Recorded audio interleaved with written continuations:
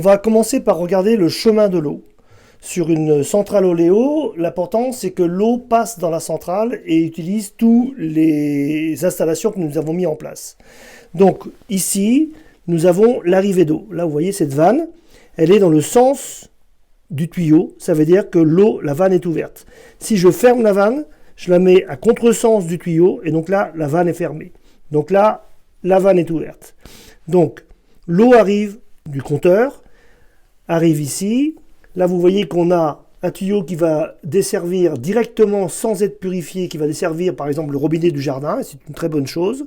Et après, on a l'eau qui va partir dans un régulateur de pression qui va pouvoir nous permettre de pouvoir utiliser l'eau dans la maison. Donc l'eau passe ici, elle monte ici, la vanne est bien ouverte, la vanne A est bien ouverte, et on arrive dans un premier préfiltre. Ce préfiltre-là, c'est le préfiltre bobiné qui va arrêter tout ce qui est supérieur à 5 microns. D'accord? Donc en fait, il va à la fois arrêter les sédiments, arrêter les boues. En effet, quand il est chargé, quand il est noir ou orange, eh bien, il est grand temps de le changer ou de le nettoyer. Ensuite, l'eau arrive ici et passe, vous voyez, c'est dans le sens du flexible, par la vanne 1. Elle va descendre en bas, remonter dans le charbon silicarbe et ressortir ici dans la vanne 4. D'accord? Les autres sont fermées. Et celle-là aussi. Ça, c'est très important, la vanne B doit être fermée. Et donc, la vanne 4, après, elle va dans ce qu'on appelle le modulatique, et elle ressort par la vanne C, et hop, elle repart dans la maison. Alors, on va expliquer à quoi ça sert un backwash et qu'est-ce que c'est qu'un backwash. Un backwash, c'est la version anglaise de lavage à contre-courant. Pourquoi est-ce qu'on fait un lavage à contre-courant tous les 4 mois avec une centrale oléo, et c'est le seul entretien que nous avons réellement?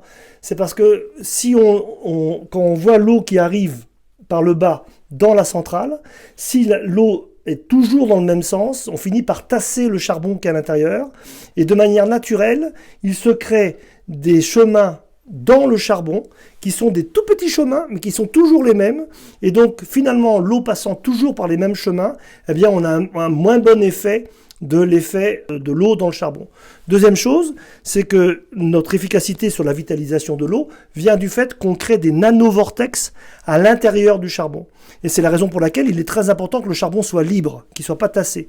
Parce que le fait d'avoir des nanovortex à l'intérieur du charbon va faire qu'on va créer cette vitalisation de l'eau et cet effet anti-incrustant, cet effet qui va combattre le calcaire.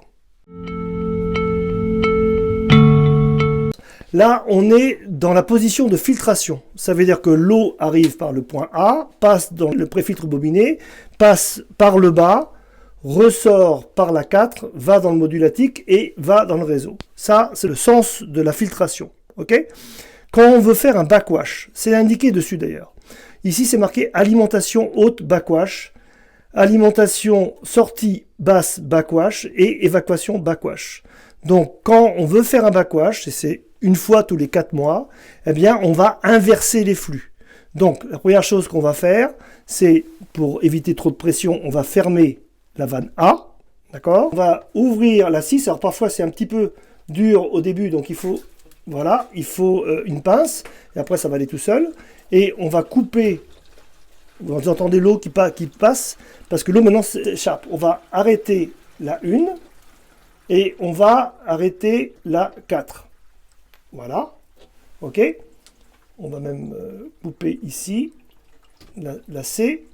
Et maintenant,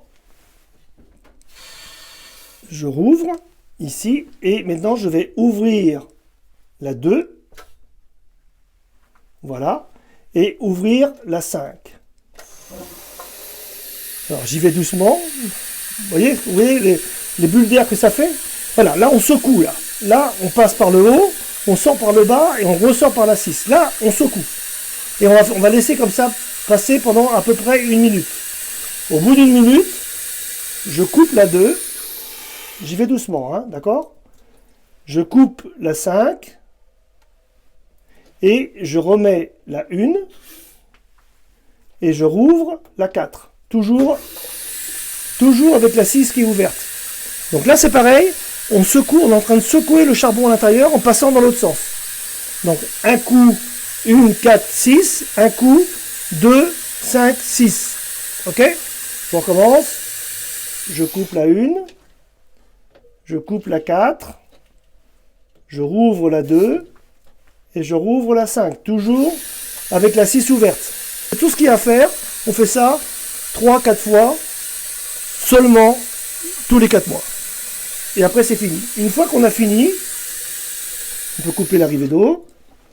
On va remettre en position filtration. Donc on ferme la 2, on rouvre la 1, on ferme la 6, on ferme la 5 et on rouvre la 4.